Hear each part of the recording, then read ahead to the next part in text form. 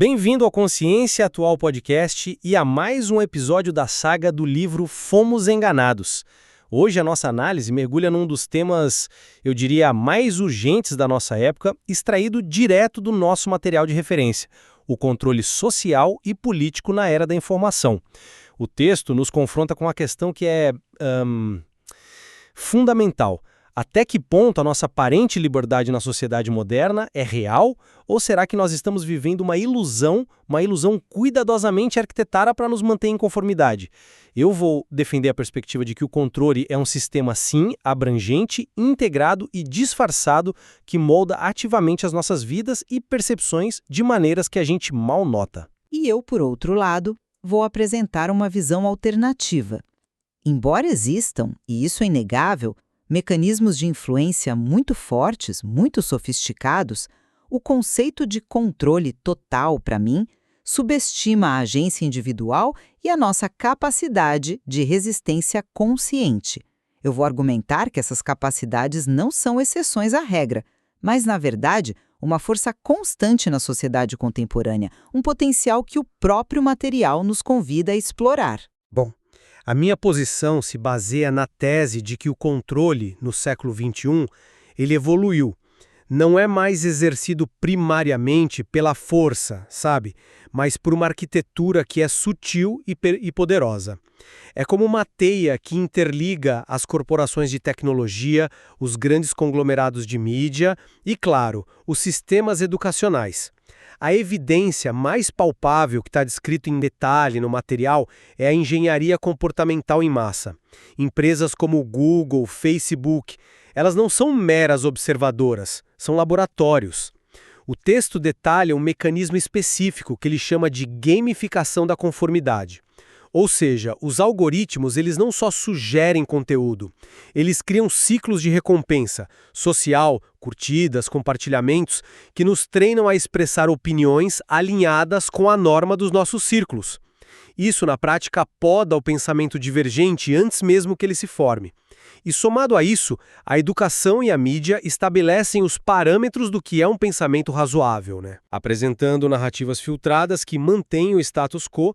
A liberdade que nos é oferecida é, em grande parte, a liberdade de escolher entre opções pré-aprovadas, dentro de uma arena que já foi delimitada. Eu entendo perfeitamente a força desse seu argumento e o material de fato descreve essa arquitetura de uma forma muito convincente. Contudo, eu considero a palavra controle excessivamente determinista, quase como se estivéssemos falando de uma lei da física. Eu prefiro o termo influências hegemônicas. Essas forças, elas coexistem com a capacidade humana para o pensamento crítico. O material que a gente analisa é em si um paradoxo fascinante. A mesma tecnologia e o acesso à informação que permitem essa gamificação da conformidade que você citou também impulsionam o que o texto chama de aceleração da consciência coletiva. É uma faca de dois gumes. O texto também destaca, e isso é muito importante, a possibilidade do despertar e da resistência individual, indicando que o sistema não é onipotente. Para mim, a questão central não é a ausência total de liberdade, mas sim o desafio crescente e a responsabilidade de exercê-la conscientemente, num ambiente projetado para nos desencorajar a fazer isso. A liberdade não é um estado, é uma prática. Uma prática de resistência. Vamos aprofundar essa tensão então, começando pelo ponto mais óbvio, a tecnologia. O material é muito explícito sobre o uso de inteligência artificial e da vigilância em massa, não apenas para observar, mas para prever e direcionar o comportamento.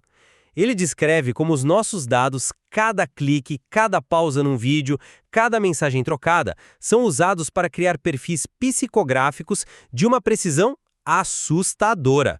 Esses perfis permitem a microsegmentação de mensagens políticas que exploram justamente as nossas vulnerabilidades emocionais, transformando eleições no que o texto chama de espetáculos de manipulação algorítmica.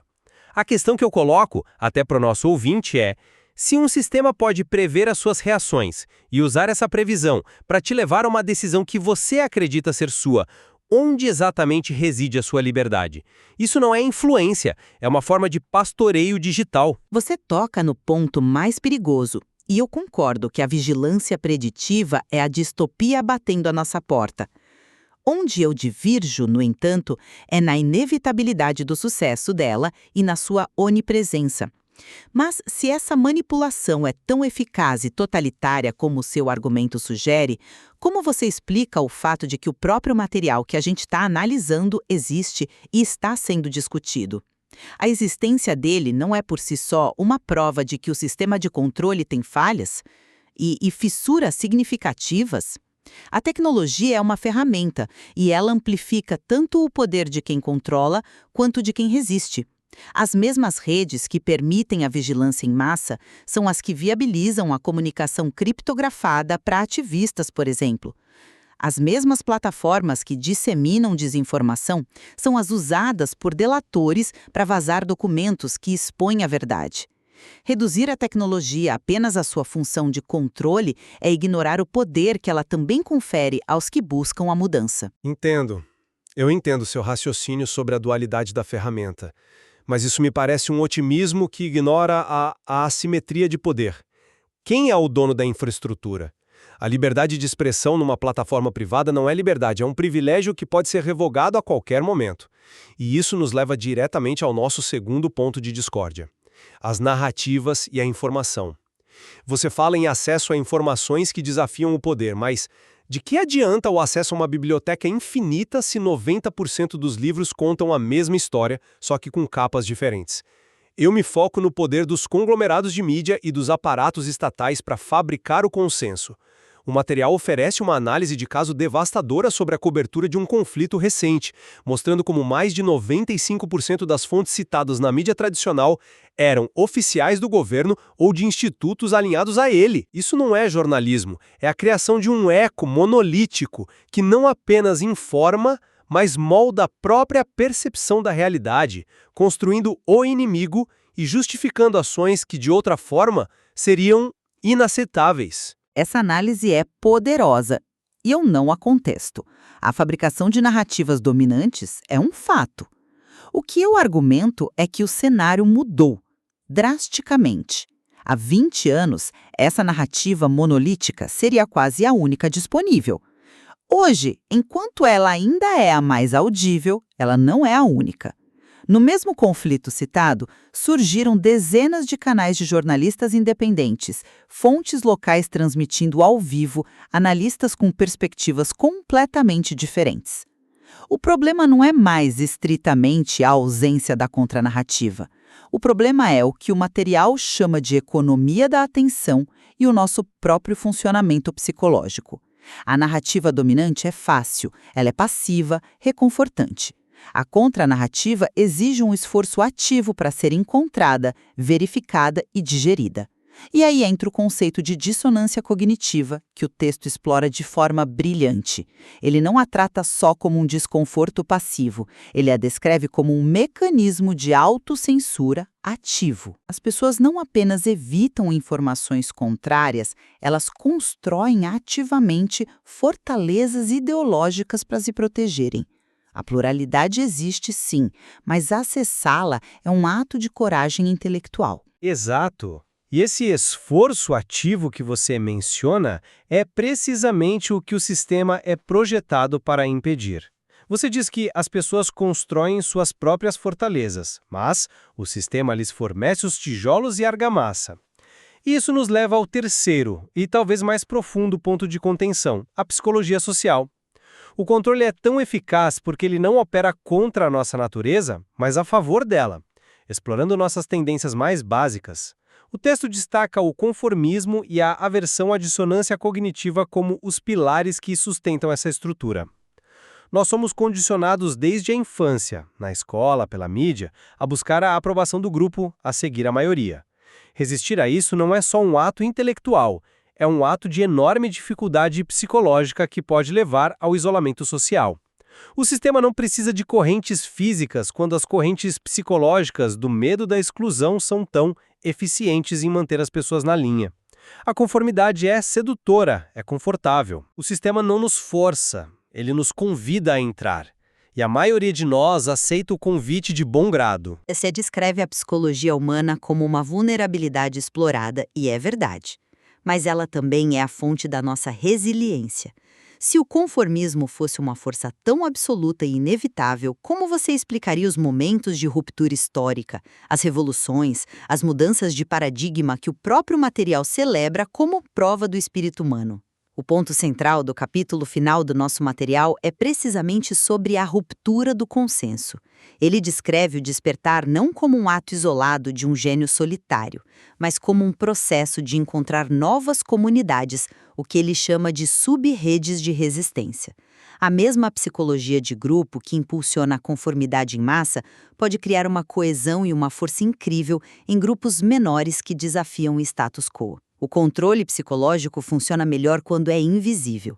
A partir do momento em que o material o nomeia, o descreve e o expõe, ele perde parte do seu poder. A pergunta final do texto não é uma sentença, é um convite direto. Você está pronto para essa jornada? Isso, para mim, é a afirmação definitiva de que a agência, embora difícil, é sempre possível. Então, para concluir a minha posição, eu reitero que as evidências apresentadas no material apontam para uma sofisticada e integrada estrutura de controle. Não é só a tecnologia, ou a mídia, ou a psicologia social de forma isolada, mas a sua fusão, a sua sinergia que cria uma convincente ilusão de liberdade. Nossas escolhas são, em grande parte, condicionadas dentro de um campo de jogo cujas regras e limites nós não definimos, e eu acredito firmemente que a primeira e mais crucial etapa para qualquer mudança genuína é o reconhecimento sóbrio e corajoso da profundidade e da extensão desse sistema. Sem esse reconhecimento, qualquer ato de resistência corre o risco de ser só mais um movimento permitido dentro do tabuleiro e não um ato que o vira. E eu concluo sintetizando que, embora as forças de influência hegemônica sejam mais potentes do que nunca, a narrativa do controle absoluto é paralisante e, em última análise, imprecisa. Ela anula a agência humana e o potencial de transformação. O material deve ser lido não como uma certidão de óbito da liberdade, mas como um mapa do terreno e um chamado ao despertar. A liberdade não é um estado padrão que nos é dado e que pode ser roubado. Ela é uma conquista. Uma conquista que exige consciência crítica, coragem para questionar e disposição para enfrentar o desconforto da complexidade. O poder do sistema é imenso, mas a capacidade humana para a consciência, a solidariedade e a resistência é a força imprevisível que realmente impulsiona a história. Fica evidente, que esta é uma discussão sem respostas fáceis. A maior contribuição do material que nós analisamos é talvez justamente provocar essa reflexão sobre a verdadeira natureza da liberdade no mundo contemporâneo, deixando a cada um de nós a tarefa de ponderar esses argumentos e, decidir como navegar neste complexo cenário. Se esse debate despertou questionamentos em você, o livro Fomos Enganados está disponível na Amazon e aprofunda tudo isso que discutimos aqui hoje, explorando as conexões entre o controle social, político, religioso e tecnológico. O link e o site oficial estão na descrição. Lembrando que o Consciência Atual Podcast lança episódios novos todos os dias da semana, sempre ao meio-dia. Siga a página do podcast e ative as notificações para não perder nenhum episódio dessa jornada de questionamento e despertar da consciência.